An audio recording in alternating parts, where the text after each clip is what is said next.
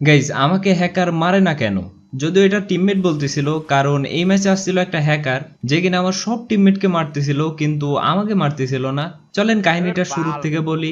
আমি প্রত্যেকবারের মতো পিকেতে নামি, নেমে একটু সামনের দিকে যাওয়ার পর দেখি দুইটা প্লেয়ার দেখে রাশ করেই প্রথমে একটা, দুইটা রাউন্ড ভাই ওভারবার এরপর আরেকটাকে ডাউন করে দেই। ওই সাইডে ডেঞ্জার মার, এই সাইডে ওভার। এই দুটাকে মারা পরেই আমার কেন জানি না সেটিং এ একটু গড়বড় লাগতেছিল, তাই এক কানিতে বসে মাউসের সেটিং ঠিক করতেছিলাম। তো এরই ফাঁকে শুনতে পারি বাহিরে ফাইট হইতেছে, যেই কারণে আমি সুন্দর মতো চলে যাই ব্যাকআপ দিতে, গিয়ে ইউএমপি তে একটাকে ডাউন করে দেই। প্লেয়ারটাকে ডাউন করার পর ঘোরাঘুরি করতেছিলাম, হঠাৎ করে খেয়াল করি পেছনে আরেকটা, তো ওইটাকেও স্কোপিং শট। মূলত এইগুলাকে মারা পরেই চলে আসে হ্যাকারটা, এসে আমার একটা টিমমেটকে ডাউন করে দেয়।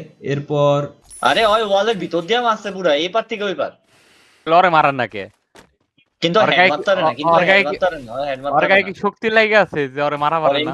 মানে টিমমেটটা বলতেছিল আমাকে মারে না কেন, যদিও কথাটা শুনে ভালোই লাগতেছিল আর নিজেকে সিগমা সিগমা মনে হইতেছিল, কিন্তু এরকম ভেবে কোনো লাভ হয় না। হ্যাকারটা টেলিপোর্ট করে চলে আসে সামনে, এসেই আমাকে ডাউন করে দেয়। আমাকে কিভাবে মারছে ওইটা দেখেন।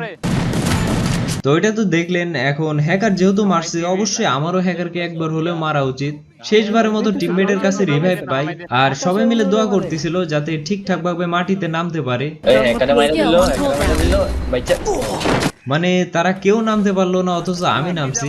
যাই হোক, মাটিতে যেহেতু ভালোভাবে নামছি, অবশ্যই হ্যাকারকে মারার একটা চেষ্টা তো করাই যায়। মারতে পারছি নাকি আপনারাই দেখেন। এই চিরল বেচারা হ্যাকারের সামনে যায় মরে।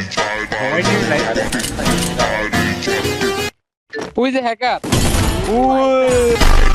ইয়ারে মারছিল রাফিজ ভাইকে। এনিমি বলদ মর।